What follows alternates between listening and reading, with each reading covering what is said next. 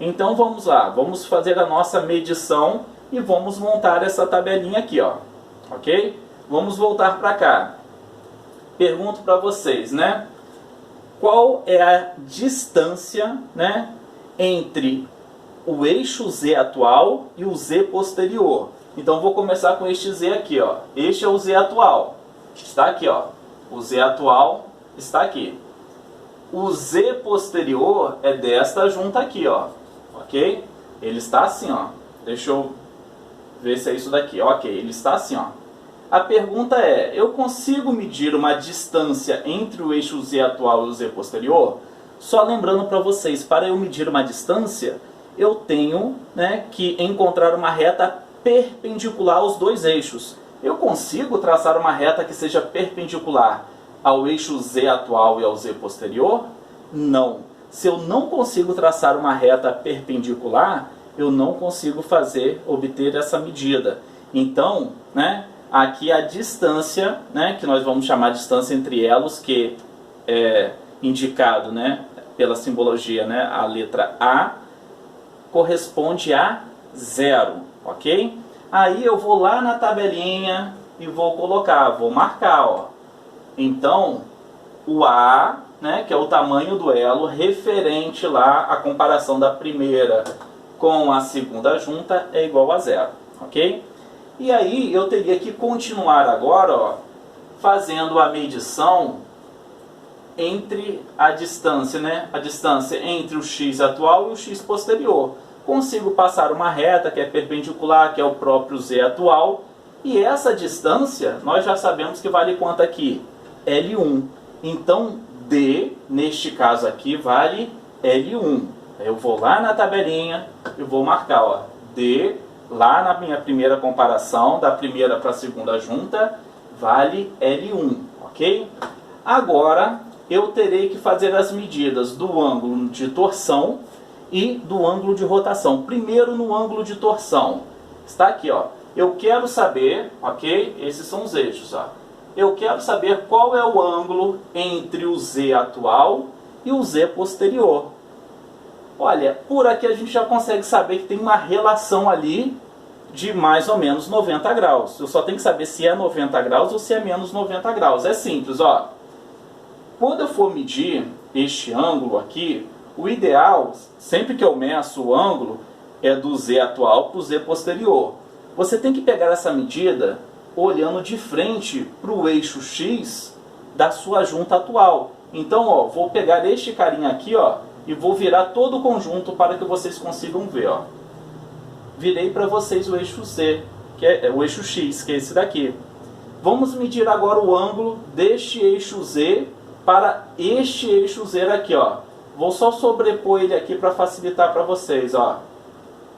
Qual é o ângulo formado entre o eixo Z atual para o Z posterior? O ângulo é esse daqui, ó, ok? Se é no sentido trigonométrico ou sentido anti-horário, o ângulo que você acabou de visualizar, ele é positivo. Se eu estivesse medindo e fosse no sentido, né, horário, este ângulo seria negativo. Então, como o ângulo entre o eixo Z atual para o Z posterior da junta seguinte, ele é no sentido anti-horário, então aqui eu tenho 90 graus. Vamos ver se é isso mesmo? Ó, venho aqui, a minha tabelinha, ó, tá aqui, ó, 90 graus. O alfa, né, ou o T, né, que é utilizado, né, pelo outro autor que nós pegamos como referência, corresponde a 90 graus. Gente, para terminar agora esta primeira linha, o preenchimento desta primeira linha, agora eu tenho que medir o ângulo de rotação. O ângulo de torção eu já medi, que é esse daqui. Então, ó, vou pegar novamente aqui, ó, colocar aqui nas minhas referências, para que eu faça a medição, ó. Tá aqui, ó, desta maneira. Agora eu quero medir o ângulo entre o eixo X atual e o eixo X posterior. Aí vocês vão falar assim, olha, Edson, esse é muito fácil. Por quê? O X atual e o X posterior, eles são paralelos, né? E apontam na mesma direção, aí, mesmo sentido, né? Logo, o ângulo é de 0 graus. Perfeito, mas olha só, o ângulo é de 0 graus, ok? No início. Porque se eu aplicar um movimento aqui na base, ó, vou colocar ele aqui em cima, ó, se eu aplicar um movimento aqui nesta base, este carinha aqui ele vai se movimentar, esta junta vai se movimentar. Quando eu movimento esta junta aqui, essa daqui vai fazer este movimento, ó, ok? Vai fazer este movimento se eu aplicar uma rotação em θ1. Isso significa o quê? Que o ângulo entre o x inicial e o x posterior, ele vai mudar de acordo com o ângulo que eu aplicar aqui em quem? Em θ1. Então o ângulo de rotação aqui é o próprio θ1. Por quê? Porque ele é variável. Então eu vou lá na minha tabelinha, ó, e preencho, ó. O ângulo de rotação é o próprio θ1, ok? Então já preenchemos a primeira linha. Eu ainda coloquei aqui, olha, este ângulo θ1 aqui inicial, né, ele é zero. Perfeito, ele começa de zero. E este θ1 é a minha variável que eu tenho nesta linha, ok? Por se tratar de um ângulo de rotação, ok? Eu tenho ali uma junta rotativa. Então, vamos voltar agora e vamos preencher a segunda linha. Agora, a minha referência está aqui, ó. A minha referência é essa daqui agora. E vou comparar com esta referência aqui, ó. Então, a atual e posterior. Aí eu pergunto para vocês, qual é a distância, né, qual é o tamanho deste elo aqui? Só lembrando para vocês que o tamanho do elo é a distância entre o Z atual, ó, este é o Z atual, tá? Z atual e o Z posterior. Ou seja, é o próprio L2. Porque eu consigo traçar uma reta perpendicular ao Z atual e o Z posterior, que é o próprio X atual que eu estou medindo aqui. Então vale L2. Perfeito. Eu consigo medir uma reta perpendicular entre o X atual e o X posterior? Não, não consigo, porque eles estão aqui na mesma direção, nem mesmo sentido. Não tem como passar aqui uma reta perpendicular. Então, se o tamanho do elo Azinho, né, é igual a L2, aqui no D, neste deslocamento, é igual a zero. Então vamos lá, ó. Vou lá na minha tabelinha e preencho, ó.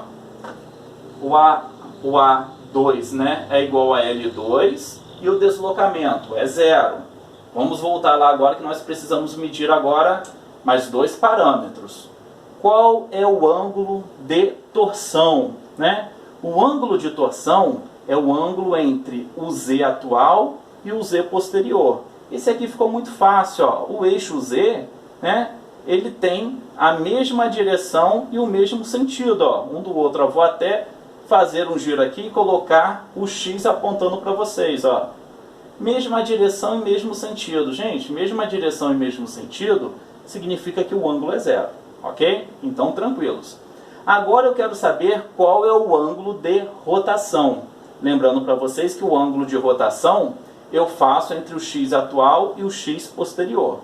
Olha, como o X atual e o X posterior estão na mesma direção e mesmo sentido, o ângulo de rotação inicial é zero. Mas o que acontece se eu movimentar, né? Se eu movimentar este eixo aqui, este carinha aqui, ó, ele vai se mover, porque essa parte do braço aqui vai se mover, ó.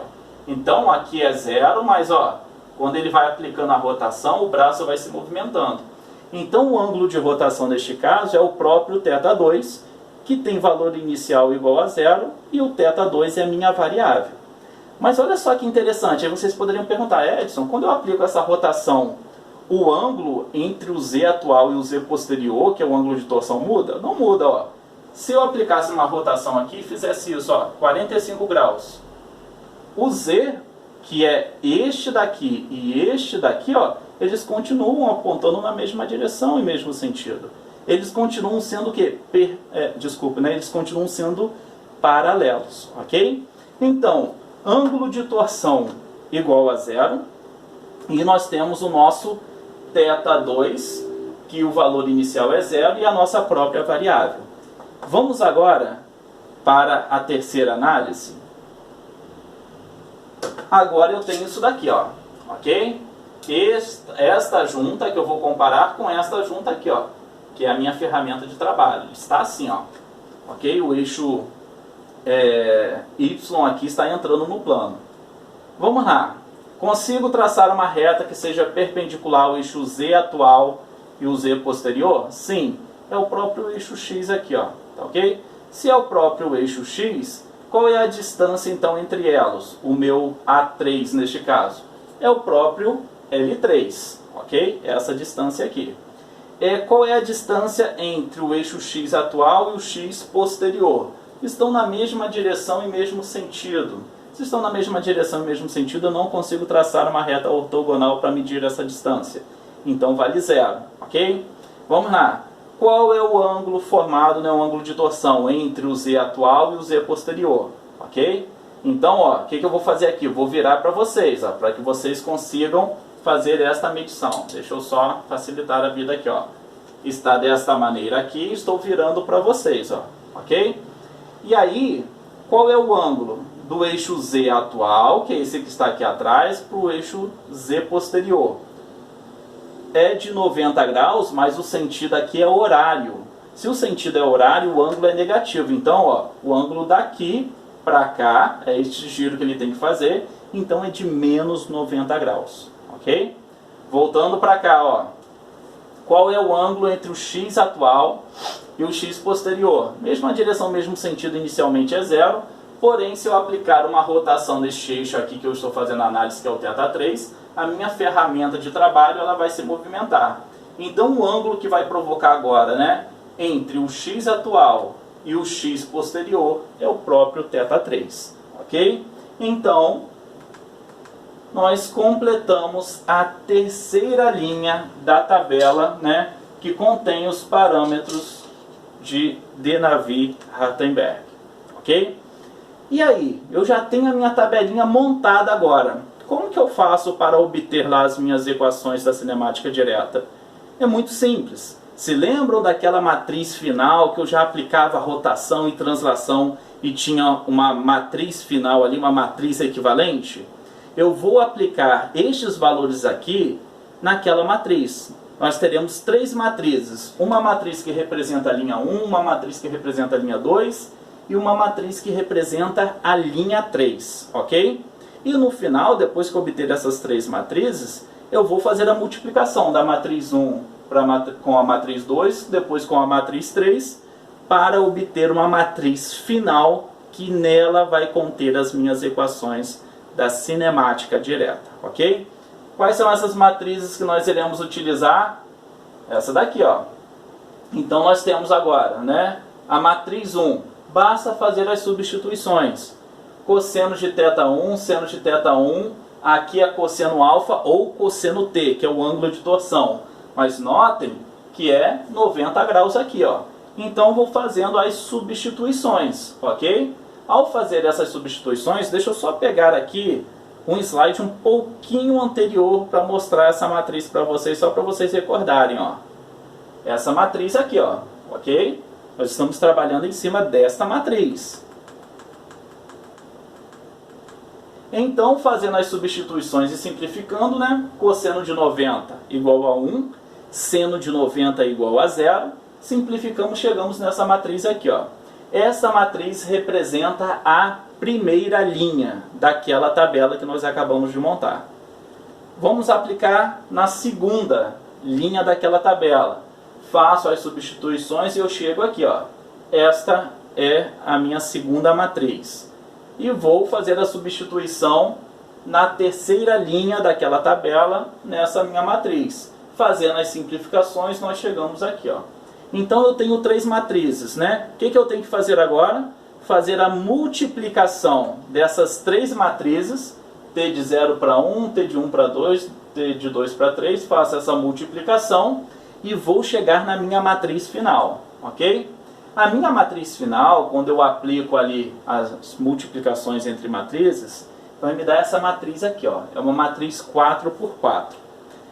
Esta matriz 4 por 4 contém várias informações. A informação que nós iremos pegar neste momento é a informação que contém as equações da cinemática direta. E aonde que ficam essas informações? Na última coluna. Na primeira linha da última coluna é a equação cinemática que define o valor de x. x é igual, é isso daqui, ó, cosseno de θ1 multiplicado por, abre parênteses, né? L2 cosseno de θ2 mais L3 cosseno de θ2 mais θ3, ok? Quem é y?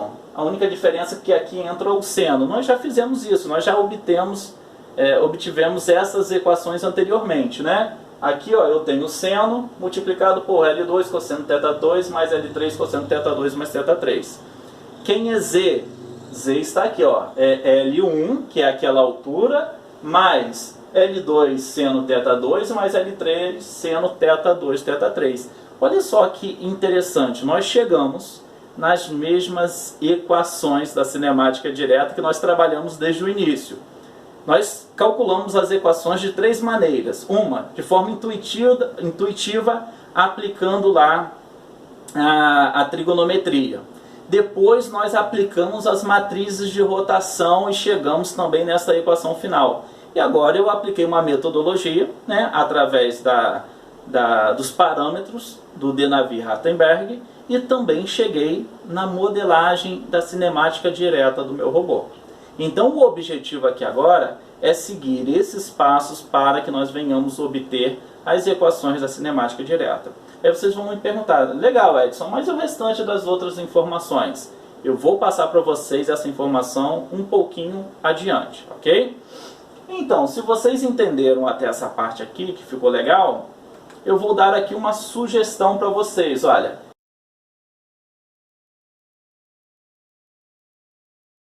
Eu fiz aqui um programinha utilizando o MATLAB, né?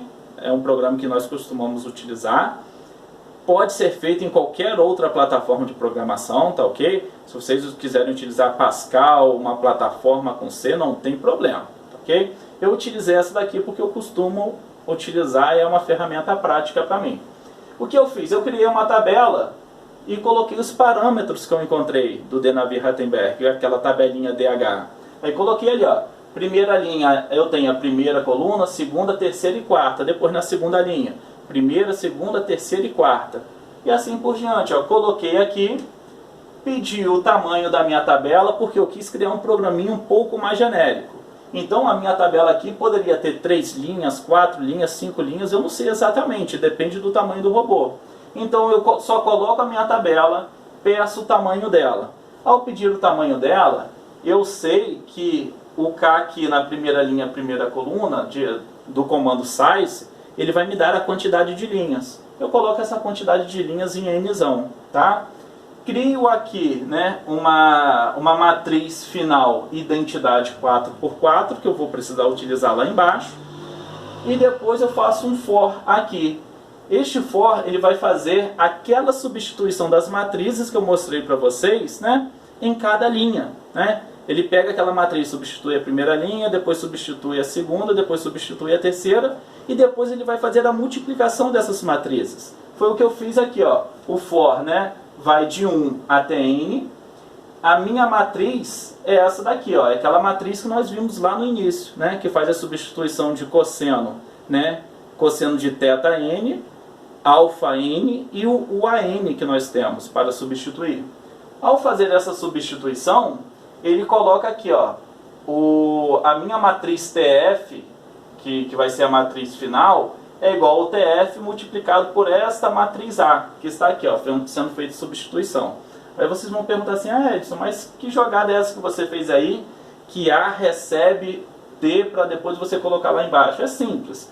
É porque nessa matriz T aqui, né, no valor de N ali, eu vou colocando as matrizes que eu vou achando. T de 0 para 1, de 1 para 2 e de 2 para 3. Sendo que quando mostrava lá no MATLAB não ficava muito legal, porque ele mostrava de forma separada. Então o que eu fiz? Eu peguei várias dimensões que eu tinha ali, uma matriz que eu tinha em 3 dimensões, e reduzi só para 2 dimensões para ele mostrar de forma mais didática no MATLAB, ok?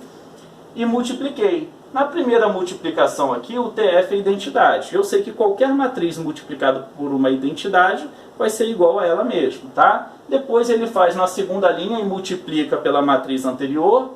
Depois faz a terceira linha e multiplica pela matriz anterior, ok? Aqui ele vai mostrar para vocês, né, o tamanho que saiu aquela matriz, ok? E aí eu faço mais um for aqui de forma a simplificar as equações da minha matriz. Por quê? Aquelas equações que nós vimos lá, quem é Z? Z é L1 mais L2 cosseno θ2 mais L3 cosseno θ2 θ3. Pode ser, e na maioria das vezes isso acontece, pode ser simplificado por identidades trigonométricas. Então eu fui em cada linha e apliquei este comando aqui, ó, em cada linha da minha matriz final. E apliquei o comando simplify. E aí ele simplificou aquelas equações. Por isso que saiu bonitinho daquela maneira, ok? Então, por isso que o resultado foi esse daqui, ó, ele já me deu de forma simplificada, ok? Vou colocar para vocês aqui na tela para facilitar esta programaçãozinha. Se vocês quiserem reproduzir, fica de forma mais fácil, ok?